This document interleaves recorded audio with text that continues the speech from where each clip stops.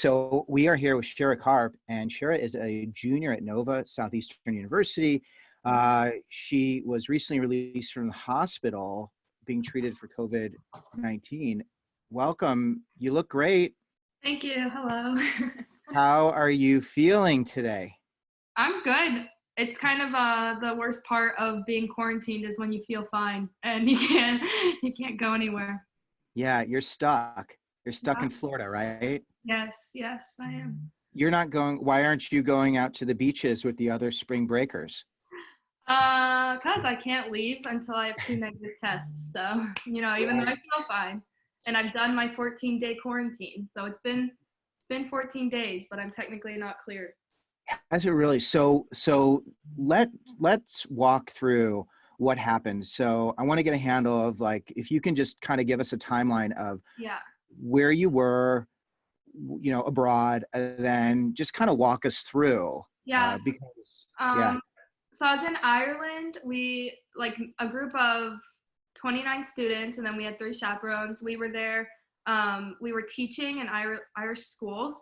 So we taught for 5 days, and then we just kind of traveled around for the rest of the time. We were there for 10 days total. And then I was fine the entire trip, best trip. Like, it was such a great experience. And then on the way back, like, I woke up, we were flying back on Tuesday morning. So what day? Tuesday, what date? Tuesday the 10th. March 10th. Yeah.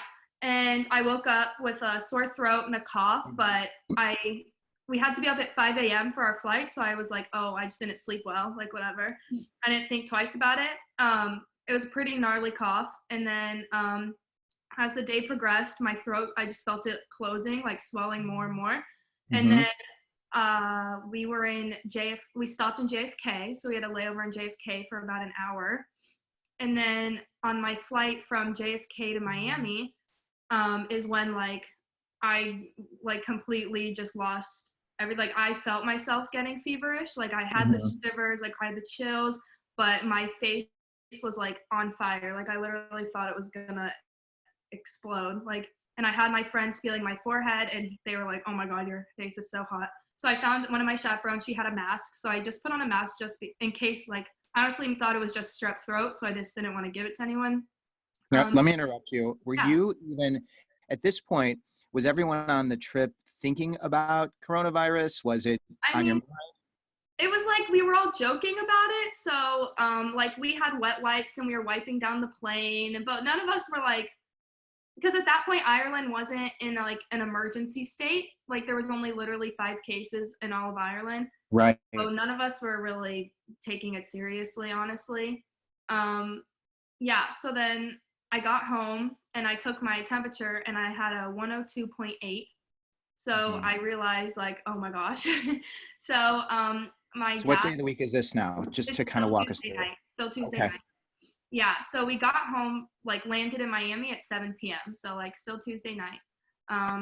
So by the time I got home, it was probably 9 because we had to take a shuttle. So then my dad told me to use, like, an online doctor type thing because it was free with my insurance.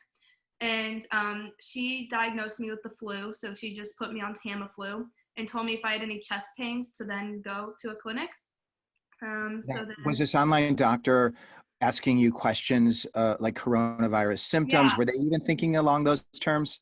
Yeah, so the thing was she called, like, the doctors in Ireland, like the health department in Ireland, and they were not in a state of emergency. So she said, I don't think it's corona. You probably just have a bad case of the flu. Okay. So that's why she put me on Tamiflu. But she said, if you have any type of chest pain, shortness of breath, go to the clinic, get tested for corona. Okay.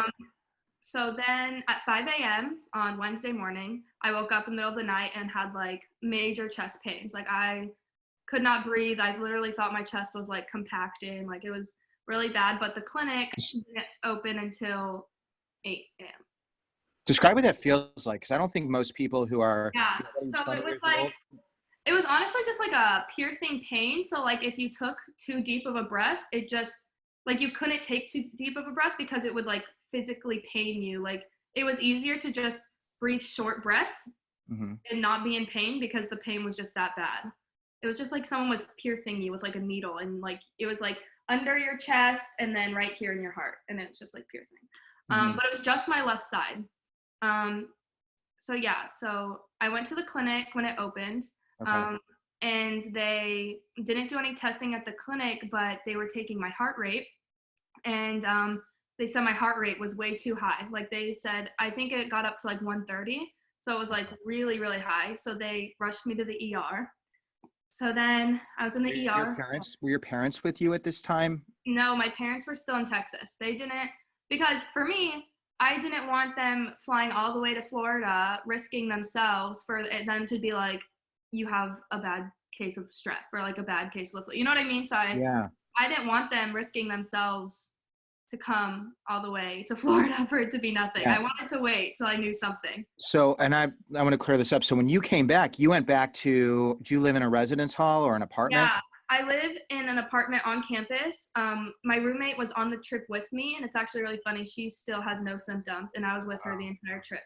Yeah, so it's really crazy. But so she was with me. She lives with me, but now that I'm in quarantine, she's a commuter, like not commuter, but lives close by. So she's just been staying at her house while I'm here. Okay. Right. So you're still in your residence hall apartment. Yeah. So, Yeah. so you're all alone. I didn't realize that when you came back. So you went to do this teaching program. You came back, you were traveling with your friends, your family is in Texas, Mm-hmm. and you're having to manage all of this. Like you wake up with that piercing It's hard. Yeah. on you're alone in your room having to manage this. Were you in touch with your parents at that point, or were you just Um, I called them in the morning when I knew they're early risers, so I called them probably at like 6 a.m. their time, 7 a.m. my time, just to like tell them that I was in pain. And my dad looked up the clinics that I could go to, and he said I had to wait till 8 when it opened. So like they kind of knew what was happening. I think we were all trying to just stay on the positive side of like, this is just me freaking out type of thing. Not really you do thinking. that a lot? Are you like always freaking out?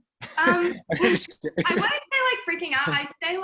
I'd say if I know that I'm sick, I tend to just like have an anxiety attack, which just makes it worse. So Right. or like a panic attack. So like, I mean, when I get there and like my timeline, like when I found out I tested positive, I was really lucky that the nurse was in the room with me at the time that I got the call, because I had like a straight panic attack. Like I was Oh my freaking God. out because I had to tell my parents like, hey, your daughter's positive, you know, like Right, so, right. So um, let's go back. I'm sorry I pulled you off of the timeline. So you went to that clinic. yeah. You woke up, you go to the clinic, and did your roommate drive you, or did you go by yourself? No, I couldn't drive at that point just because I was so weak. So one of my friends that was on the trip with me that had already been exposed to me, drove me and like would sit like waited in the waiting room while I was back in the room, and then I refused to get in an ambulance because I was like, that's a lot of money. So she drove me to the ER, and then that's when she went home. She didn't stay at the ER with me, because well they didn't allow her. They like kicked her out. They told her Right. she had no symptoms. She wasn't allowed in the ER, but yeah, in the ER is when they stuck me with the IV immediately. They like they were really chill, and then I told them I traveled overseas, and it like immediately crazy like flipped a switch. Like they went full hazmat suits, full Whoa. like it was crazy. So they took 4 tubes of blood in the ER. Lots of IV fluids. They did strep test, flu test, RSV test. And then I didn't know they did the corona test, but apparently they did it in the ER. Nobody told me that. Right.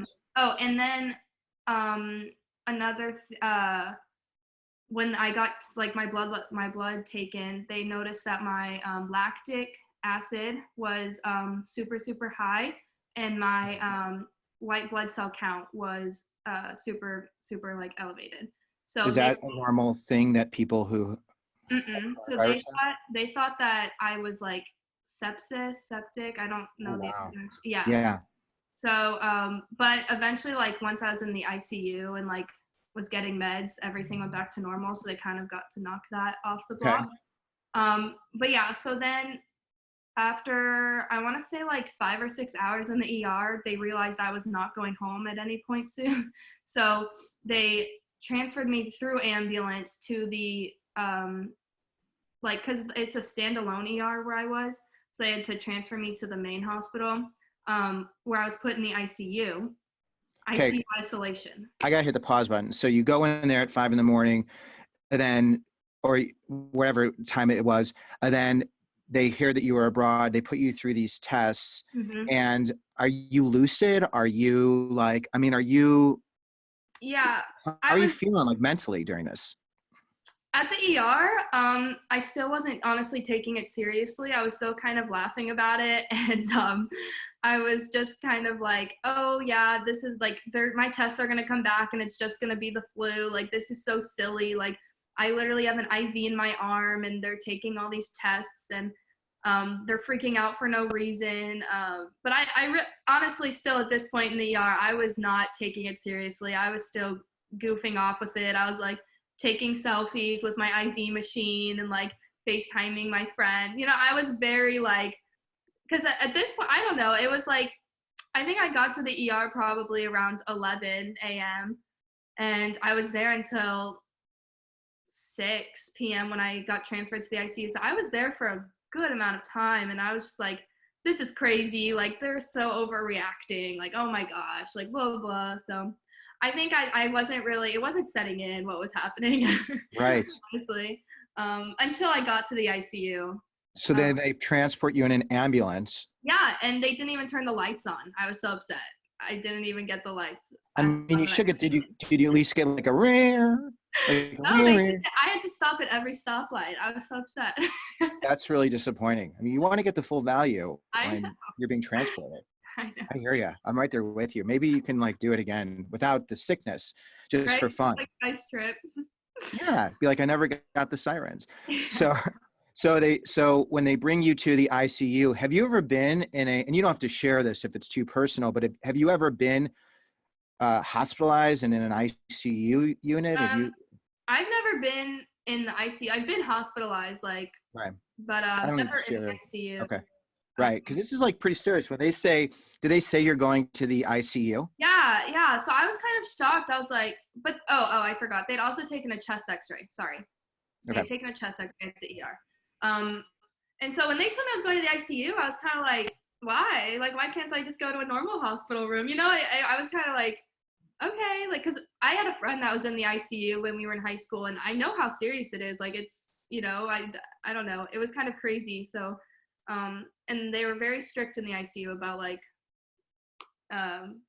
quarantining wise, Okay. like isolation wise. I know I'm getting into like really like small details, but I haven't been in an ICU, and I'm curious, like when you're there, so you're obviously in a bed with your stuff. Are you in your own room? Are there like rows of people? Can Yeah, like, tell me how that works.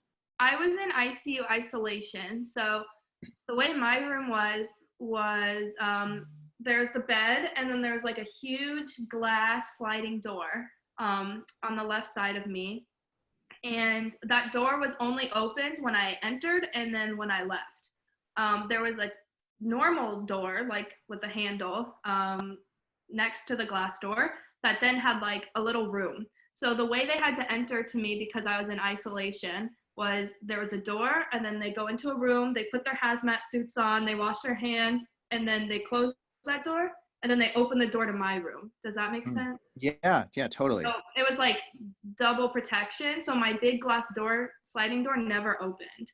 Okay. That was just like, so that there was a curtain that I was allowed to close like at nighttime, but, or like when I was going to the bathroom, but it had to be open so that my nurses could see me and like keep an eye on me. Right. Do you have a TV? I did have a TV. No, I did have a TV. And my parents ended up coming down on Friday night, and they weren't allowed to see me until Saturday, and they brought me my computer, so I was able to finally like watch Netflix and stuff. So you're in the ICU, and they're running all the tests. It's Wednesday. They transport you, and you're all alone on your own. Tell me about your physical deterioration, or just the progression, because how old are you, by the way? 20. So you're 20, and 48 hours earlier, you were on a flight coming home, laughing with your friends, and now that quickly you're in the ICU. And so tell me what the treatment was like. Tell me what they were doing. Tell me if you got worse before you got better, just so if there's anyone who is going through this, or Yeah, those people, yeah. will help.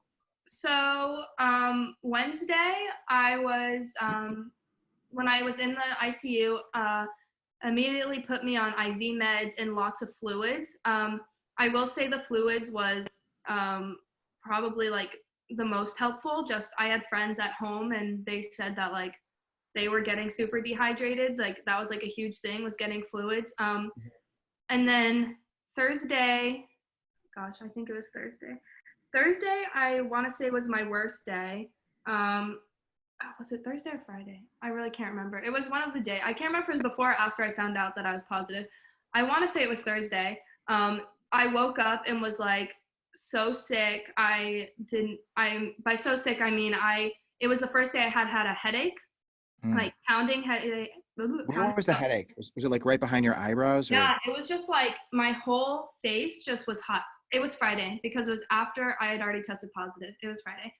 My whole head just felt like it was going to implode because it was so hot. Like that was the night that my fever spiked. I had a really low fever all Wednesday, all Thursday.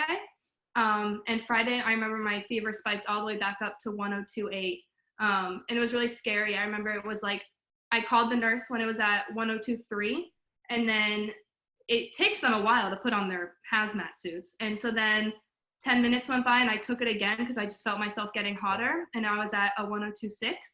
And then another 10 minutes went by and I was at a 102.8. And I remember I was so scared. I was like, I never had a fever that high. I was like, oh my gosh, like this is crazy. And my chest, another thing was my bathroom was literally like 2 feet away, like not far at all from my bed. And I had to they taught me how to unplug all my heart rate monitors and blood pressure monitors so that I didn't have to call the nurse every time to go to the bathroom. So I remember like going to the bathroom, like literally standing up and walking those 2 feet was exerting too much energy. And whenever I would exert too much energy I'd have major cough attacks where I was literally dry heaving. It was like controlling my whole body. Like I couldn't get back to my bed to sit down because I was dry heaving over the trash can. And that's when they put me on oxygen because I was like so lightheaded and I was had way too many cough attacks, and I wasn't allowed to FaceTime anyone anymore because I was exerting too much energy just talking.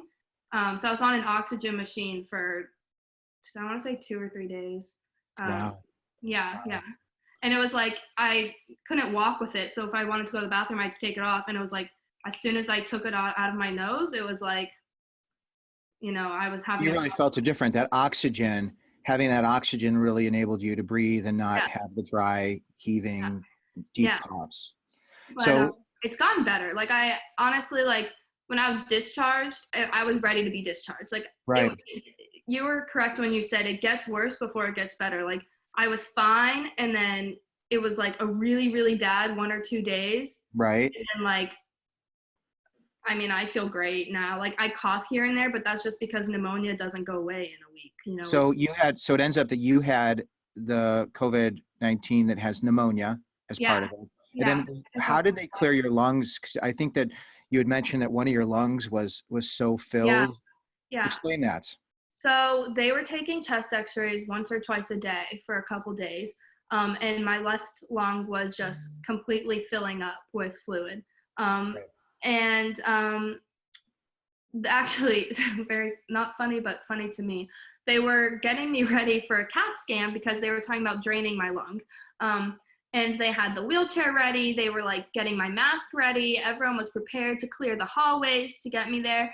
And right as my nurse came in to take me out was when the Florida Health Department called me and said, hey, you tested positive for COVID. Oh. And the hospital was like, psych, you're not leaving your room at all. So I didn't get my lung drained. They just kept taking chest x-rays, and I ended up getting really lucky that my lung decided to stop filling up, and it just kind of stayed the same. It never got better. It never got worse. It just plateaued. So. And then is it clear now? I don't know. It's kind of like a self-healing thing. I was on meds for like 5 days when I left the hospital. Okay. So I'm done with meds now. That's great. So you were, so it plateaued Friday, Saturday was a nightmare. Then it got better. And then when did you leave? Sunday or Monday? When were you I discharged? left Tuesday night. So Tuesday. So you were there for almost a week, it sounds like. Yeah, I was there 7 days. I was there 7 days. Yeah. Okay. And then during that time, when were you able to interact with your parents? They were allowed to come on, well, interacting is a very heavy word. I was allowed to look at them through the glass. They were not allowed near me. And they were only allowed in there for about 5 minutes. And they only came in twice. They only were allowed in the hospital twice out of the 5 days they were there. Wow. And it was only because like it depended on what doctor was on duty that was like, you're allowed up here, let's go. And like the doctor had to go downstairs and pull them from the Right. charge nurse. Which like the charge nurse, they weren't trying to be like, you can't go see your daughter. It was more of like, Yeah. she's in isolation. But the doctor is like, if it was my daughter, I'd want to see her too. So they were allowed to see me through the glass for about 5 minutes. They were on the other side of the glass. Were they talking to you through the glass? Yeah, my mom would call me, and so we would talk on the phone and look at each other. Could you even, like when she's talking to you, I'm smiling because it's so absurd.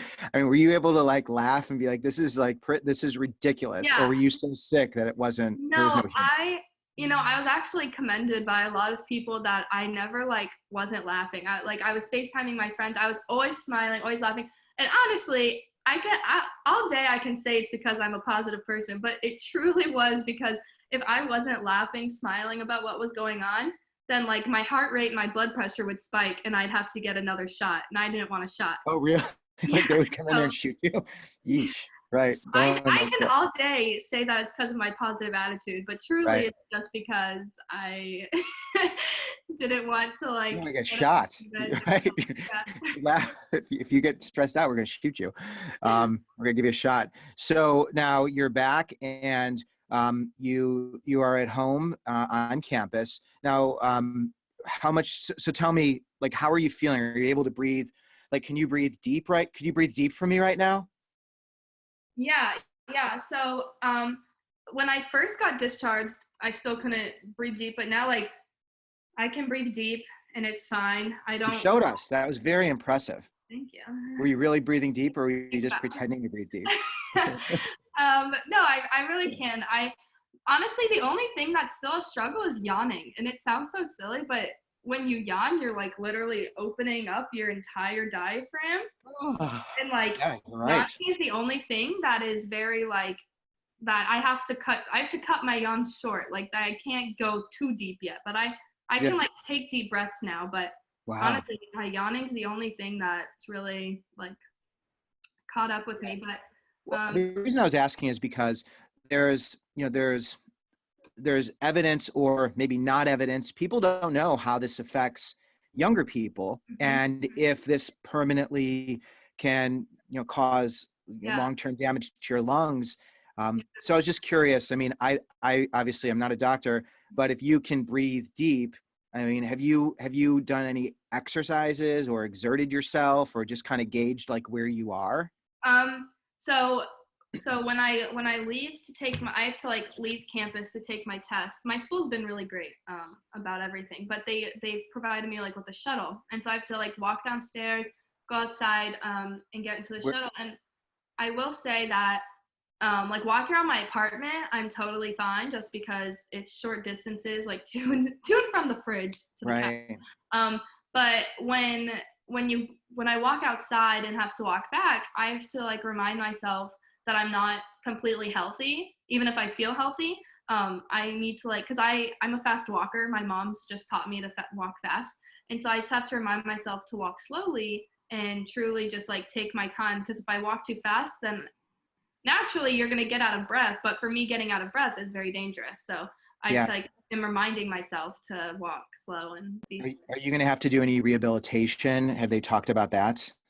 As far as I know, no. I think honestly, it's going to be kind of like a self-assessment. Like if I feel that my chest is starting to hurt again, or like I feel pain breathing, I think it's going to kind of be up to me. Like, do I want to go get it x-rayed again or something? Sure. think it's going to be a self-assessment type thing. So they didn't tell me anything when I left. Right. Were there other friends on your trip who have been tested since spending all of this time with you? Yeah. There were several other girls that were tested. I mean, well, personally, everyone should get tested that was on the trip. But the problem is that not everyone is allowed to get tested because a lot of them don't have symptoms. And even though I was in close contact with a lot of them, they're asymptomatic and they're being refused testing because there's not enough. So they've actually said, I've spent a lot of time with someone who is positive, who had a pretty severe case. Yeah. Can you please test me? And the answer has been, They've been told no. right. And they want to get tested clearly because to be with someone who dealt with such a severe case, I mean, it's really frightening. Have any of your friends that showed have any showed symptoms and gotten tested and been positive? Yeah, there is a bunch of us. I mean, just like for their sake of like exposing their identities, I guess. There were a bunch, like a good chunk of them did get tested and did test positive. But unfortunately, I was the only case that ended up in the hospital because I guess I like to go big or go home. But Right. but yes, everyone on the trip was mandated to self-quarantine, whether you were asymptomatic or symptomatic. So everyone has done the 14 days of quarantine, whether they were positive, negative, or didn't get tested. So Right. everyone's taking the precautions. So. Yeah.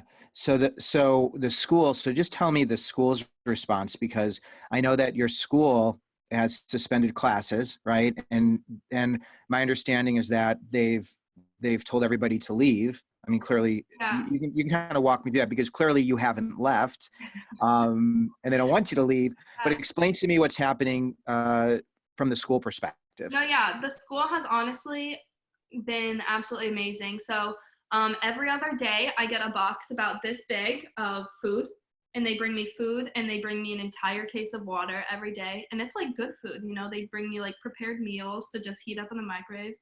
So they've been really good with like food wise.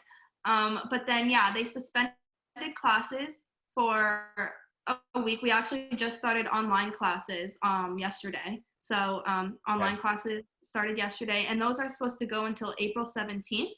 Personally, I think they're going to end up being canceled through the rest of the semester because our finals week is the last week of April. So it would be so silly because they did tell everyone to move out. And so no one's here really. Mm-hmm. But I've been in contact with like the director of residential life and student engagement. Like she's been amazing. She's just like, take your time. Like she's the one who's like been coordinating my shuttles to get me to and from the testing centers. She's bringing me food. She brought me extra toilet paper today. She's been really great, honestly. The toilet paper is really valuable. Yeah. That's great. So when you are going to the shuttle or interacting with them, are you wearing masks? Are they wearing masks? Is everybody wearing masks? I'm in a mask. I'm wearing a mask and gloves. And then yesterday my shuttle lady was wearing a mask and gloves, but today I think my shuttle guy was kind of just over it. He wasn't wearing anything, so. He was naked? That's very inappropriate. No, I know what you mean here. Oh yeah, I think he was hoping for the best that I was negative because he was not in a mask or gloves. So. I mean, that's crazy though. Like that guy, Yeah. you're like, they're like doing the COVID shuttle. I mean, Yeah. like. Yeah, so I think he was really risking it for the biscuit there. So. Wow, that is that's really surprising. When it comes to you just being such a young person, seeing other young people, how they're reacting and responding, how have you been processing all of that? So at first I was actually really private about me testing positive. I didn't tell anyone. Granted, the nurses and doctors told me not to tell anyone so that my name wasn't like on the news. But then the Florida Health Department ended up posting that a 20-year-old Texan who recently traveled to Ireland but resides in Broward County, Florida. So anyone who knows me would know that was me. So I started to become more open about it. And Right. I didn't really speak out about people like not social distancing until I read this article a couple days ago, I think. And it was just like about this hospital in New Orleans, and how like young people like aren't social distancing, and it's like, while it's not affecting necessarily those kids that are on the beaches or that aren't social distancing, but as soon as they go home and their parents are over the age of 50 or 60, they're immediately getting affected. And I did write this long Facebook post about how I laughed about it. Honestly, like, I'm not going to sit here and say that I cared the whole time, because I didn't.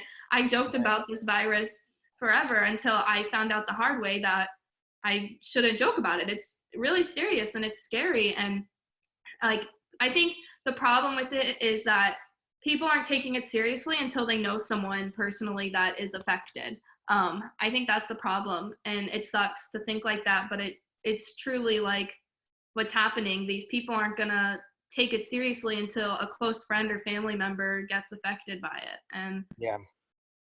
I mean, that's the only thing really.